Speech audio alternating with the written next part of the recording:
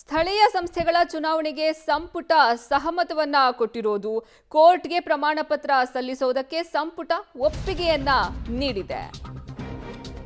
ಸ್ಥಳೀಯ ಸಂಸ್ಥೆಗಳ ಚುನಾವಣೆಗೆ ಸಂಪುಟ ಸಹಮತ ಸಿಕ್ಕಿದೆ.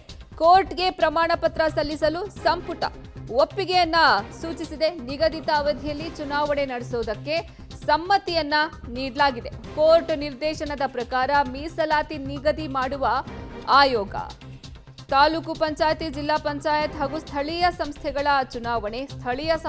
ಚುನಾವಣೆಗೆ ಸಂಪುಟ ಸಹಮತ ನೀಡಿದೆ. ಕೋರ್ಟ್ಗೆ ಪ್ರಮಾಣ ಪತ್ರ ಸಲ್ಲಿಕೆ ಮಾಡುವುದಕ್ಕೆ ಸಂಪುಟ ಒಪ್ಪಿಗೆಯನ್ನ ಸೂಚಿಸಿದೆ. ನಿಗದಿತ ಅವಧಿಯಲ್ಲಿ ಚುನಾವಣೆಯನ್ನ ನಡೆಸುವುದಕ್ಕೆ ಸಮ್ಮತಿ ಇದೀಗ ದೊರೆತಿರೋದು. ಕೋರ್ಟ್ ನಿರ್ದೇಶನದ ಪ್ರಕಾರವೇ ಮೀಸಲಾತಿ ನಿಗದಿ ಮಾಡಲಿದೆ ಆಯೋಗ.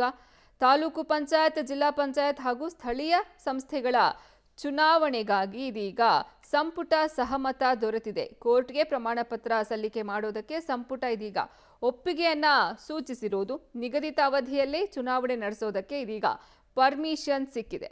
ಕೋರ್ಟ್ ನಿರ್ದೇಶನದ ಪ್ರಕಾರವೇ ಮೀಸಲಾತಿಯನ್ನ ನಿಗದಿ ಮಾಡುತ್ತೆ ಈ ಆಯೋಗ. ತಾಲೂಕು ಪಂಚಾಯತ್ ಹಾಗೂ ಜಿಲ್ಲಾ ಪಂಚಾಯತ್ ಮತ್ತು ಸ್ಥಳೀಯ ಸಂಸ್ಥೆಗಳ ಚುನಾವಣೆ ನಡೆಸೋದಕ್ಕೆ ಸಂಪುಟದಲ್ಲಿ ಪರ್ಮಿಷನ್ ದೊರೆತಿದೆ.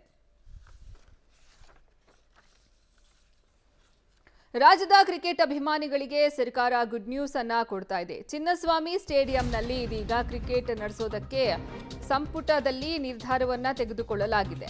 ಚಿನ್ನಸ್ವಾಮಿ ಕ್ರೀಡಾಂಗಣದಲ್ಲಿ ಕ್ರಿಕೆಟ್ಗೆ ಕ್ಯಾಬಿನೆಟ್ ಸಮ್ಮತಿ ದೊರೆತಿರೋದು. ಬೆಂಗಳೂರಲ್ಲಿ ನಡೆಯಲಿದೆ. ಹಾಗಾದ್ರೆ IPL ಸೇರಿದಂತೆ ಇತರೆ ಕ್ರಿಕೆಟ್ ಪಂದ್ಯಾವಳಿಗಳು.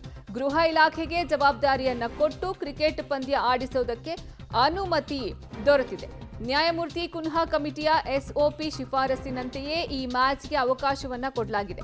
KSCAಗೆ ಷರತ್ತು ನಿಬಂಧನೆಯನ್ನ ವಿಧಿಸಿ ಈ ಮ್ಯಾಚ್ಗೆ ಅವಕಾಶವನ್ನ ಕೊಡ್ತಾ ಇರೋದು. ಬೆಳಗಾವಿಯಲ್ಲಿ ನಡೆದಂತಹ ಸಂಪುಟ ಸಭೆಯಲ್ಲಿ ನಿರ್ಧಾರ ಕೈಗೊಳ್ಳಲಾಗಿದೆ. ಈ ಮೂಲಕ ರಾಜ್ಯದ ಕ್ರಿಕೆಟ್ ಪ್ರಿಯರಿಗೆ ಸರ್ಕಾರ ಗುಡ್ ನ್ಯೂಸ್ ಅನ್ನ ಕೊಟ್ಟಿದೆ. ನಿಮಗೆ ಗೊತ್ತೇ ಇದೆ, IPL ಈ ಸಲ 18 ವರ್ಷ ಆದ್ಮೇಲೆ RCB ವಿನ್ ಆಯಿತು, ಟ್ರೋಫಿನ ಎತ್ತಿ ಹಿಡಿತು. ಇದು ಸಂಭ್ರಮಾಚರಣೆ ಮಾಡಬೇಕಾದ್ರೆ 11 ಜನ ಸ್ಟೇಡಿಯಂ ಹೊರಭಾಗದಲ್ಲಿ ಮೃತಪಟ್ಟರು. ಇದಕ್ಕೆ ಅಲ್ಲಿ ಬೇಸಿಕ್ ಸೇಫ್ಟಿ ಮೆಜರ್ಸ್ ಏನು ಇರಲಿಲ್ಲ ಅನ್ನೋದೇ ದೊಡ್ಡ ಹೈಲೈಟ್ ಆಗಿದ್ದು. ಇದೇ ಕಾರಣಕ್ಕೆ ಚಿನ್ನಸ್ವಾಮಿನಲ್ಲಿ ಇನ್ಮೇಲೆ ಕ್ರಿಕೆಟ್ ಪಂದ್ಯ ಆಡಿಸೋದೇ ಬೇಡ ಅನ್ನುವಂತಹ ನಿರ್ಧಾರವನ್ನ ಕೈಗೊಳ್ಳಲಾಯಿತು. ಇದಕ್ಕೆ DCM DK ಶಿವಕುಮಾರ್ ಅವರು ನಾನು ಮಾತಾಡ್ತೀನಿ, ಇದ್ರ ಬಗ್ಗೆ ಚರ್ಚೆ ನಡೀತಾ ಇದೆ ಅಂತ ಹೇಳಿದ್ರು.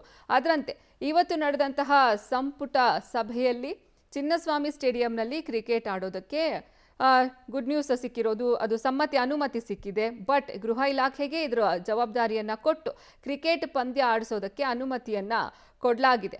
ನ್ಯಾಯಮೂರ್ತಿ ಕುನ್ಹಾ ಕಮಿಟಿಯ SOP ಶಿಫಾರಸಿನಂತೆ ಮ್ಯಾಚ್ಗೆ ಅವಕಾಶವನ್ನ ಕೊಡಲಾಗ್ತಾ ಇದೆ.